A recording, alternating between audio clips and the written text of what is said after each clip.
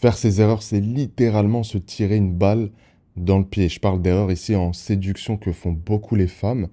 Comment est-ce que je le sais? Parce que j'ai accompagné plus de 700 femmes et c'est des erreurs qui reviennent sans cesse. Si vous faites ça, l'homme en face, il va prendre ses jambes à son cou et il va fuir. Assalamu alaikum mes belles âmes, j'espère que vous allez bien, c'est Amar, coach en relation. Et aujourd'hui, on va parler de 3 erreurs fatales que font les femmes en séduction.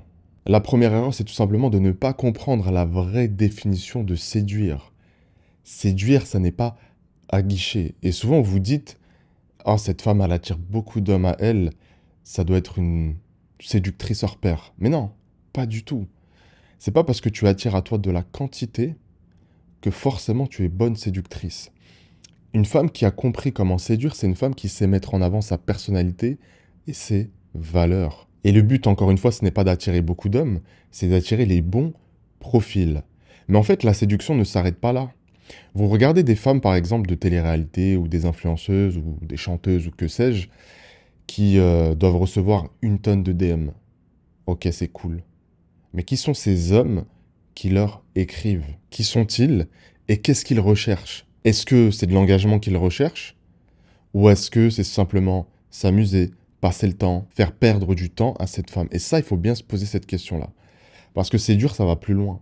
Séduire, c'est aussi pouvoir pousser l'autre à l'engagement. Et souvent, on se dit, oui, mais pousser l'autre, ça veut dire qu'on le force? Pas du tout. Tu vas simplement lui faire comprendre que c'est important pour toi et que pour toi, tu vois pas d'autre voie que celle de l'engagement, celle du mariage. Parce que tu as besoin d'être en accord avec tes principes, tes valeurs et ta religion, tout simplement. Du coup, pour simplifier les choses, être une bonne séductrice, c'est attirer à soi les bons profils d'hommes et être capable de les amener à l'engagement avec toi. Sous condition, évidemment, que vous soyez compatibles. Et ça, c'est une première erreur que font les femmes. Avoir besoin de se mettre en avant d'un point de vue physique, avant toute chose, faire beaucoup de bruit. La séduction, c'est beaucoup plus subtil, c'est beaucoup plus élégant. Et ça donne de vrais résultats d'ailleurs, sur le long terme. Donc ne vous faites plus avoir par une définition qui est erronée de la séduction. Et d'ailleurs, on fait même cette erreur avec les hommes. Oh, lui, c'est un séducteur hors pair. Il a un tableau de chasse incroyable. Eh bien, je peux te dire que lorsqu'il se retrouve vraiment seul, et qu'il se rend compte qu'en fait, dans son vice, il n'arrive pas à s'arrêter, qu'il enchaîne les femmes et qu'il les consomme un peu comme des objets, il se sent profondément triste. La deuxième erreur, c'est tout simplement le fait d'être trop acquise. Vous avez souvent l'impression que pour attirer à vous un homme, vous devez tout de suite tout donner. Il faut lui faire des déclarations d'amour tout de suite, il faut que tu lui dises que tu es amoureuse de lui, il faut que tu lui envoies toujours le premier message, il faut que tu te projettes tout de suite dans le mariage avec lui, alors que tu viens à peine de le connaître. Il faut que tu lui fasses comprendre qu'en fait la balle est dans son camp. C'est une terrible erreur. À quel moment, s'il vous plaît, dites-moi, à quel moment est-ce qu'on a inversé les rôles? Maintenant, ce sont les femmes qui courent après les hommes. C'est quand même fou. Donc à un moment donné, je pense qu'il faut quand même retourner aux bases, à l'homme de se montrer séducteur, à l'homme de chasser, entre guillemets, de manière propre, bien sûr, éthique, et de montrer son intérêt à cette femme. Donc, ne vous faites plus avoir par ça. Montrez au contraire que ce n'est pas acquis, que, ok, il peut être intéressant et c'est très bien, mais qu'il n'a pas juste à claquer des doigts pour vous avoir et vous faire faire ce qu'il a envie. C'est pas possible. Et ça, vous allez le rendre possible dans votre vie sentimentale en faisant une chose toute bête, en imposant un cadre et des limites, tout simplement. Et ça, dès le début, en fait. Le deuxième conseil que tu peux appliquer vis-à-vis de ça, c'est tout simplement de faire comprendre à l'autre que tu n'es pas désespéré. Oui, je veux une relation sérieuse. Oui, j'aimerais bien rencontrer quelqu'un. Oui, mon objectif, c'est le mariage. Mais je ne suis pas désespéré, c'est-à-dire que si tu n'es pas le bon, tant pis, j'attendrai le bon. Lorsque tu ne fais pas ces choses-là, en fait, l'homme va se dire en face, c'est trop facile. Et ce qu'il va sous-entendre dans son esprit, c'est que si ça a été facile pour moi, ça pourrait l'être pour un autre. Alors moi, je ne m'aventure pas là-dedans. Évidemment, ce que je vous dis, ça peut vous paraître bizarre, injuste, et ce que vous voulez d'ailleurs. Et je peux le comprendre. Moi, je vous décris juste la réalité des choses. Donc pour apprendre à séduire correctement de manière éthique, eh bien, il faut comprendre comment pensent les hommes. Et ça, les hommes, c'est quelque chose qu'ils ont bien compris. Je vous donne un exemple tout bête. Aujourd'hui, on sait que les femmes, elles sont séduites par les mots. Qu'est-ce que font les hommes? On devient tous des poètes incroyables, n'est-ce pas? Donc, il faut se mettre dans la tête de l'autre. Et enfin, la troisième erreur, c'est tout simplement te rendre trop disponible.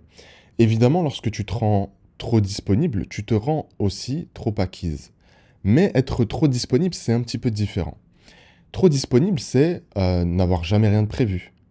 Annuler tes plans pour parler à l'autre, pour le voir, même si c'est dans un cadre licite. C'est répondre à la minute. C'est parfois même laisser son téléphone en sonnerie la nuit par peur de rater son appel.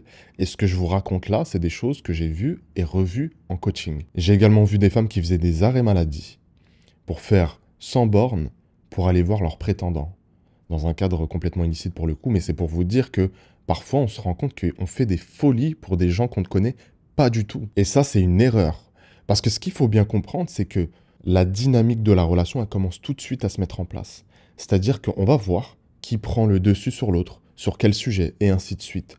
Lorsque vous montrez que vous êtes extrêmement disponible, eh bien vous faites comprendre à l'autre finalement que vous allez toujours l'être. Et le jour où vous décidez de dire stop à ça, bah ça va être le cataclysme dans la relation. Parce que les habitudes s'installent très très rapidement et l'homme est un être d'habitude. Quand tu viens chambouler le contrat initial ou les habitudes d'un homme, ça se passe très mal dans la relation parce qu'il se sent trahi. Et quelque part, c'est légitime. C'est pour ça qu'il ne faut pas faire ces erreurs-là.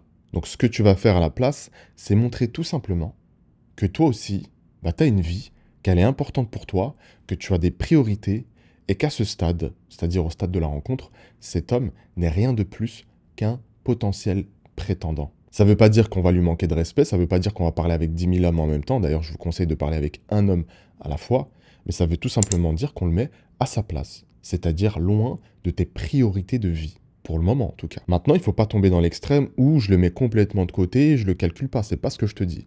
Je te dis juste que lorsque tu as des choses de prévues, lorsque tu es occupé, eh bien, tu as des choses de prévues et tu es occupé. Et ça nous fait comprendre en tant qu'homme que, ok, déjà, c'est pas acquis, ça va pas être facile et ça me remet dans cette position, moi, de séducteur. Et surtout, je me dis, c'est une femme qui a une vie à elle, donc elle va me laisser avoir aussi ma vie à moi, mes projets à moi, mes objectifs à moi. Parce que souvent, ces femmes qui sont trop disponibles, trop acquises, ont envie que l'homme soit pareil en face. Sauf qu'il y a un truc qui est important pour les hommes, c'est de garder quand même une bonne part d'indépendance et que la femme, justement, avec qui il va partager sa vie, ne soit pas un frein à sa réussite, à ses ambitions, à son succès, à ses projets.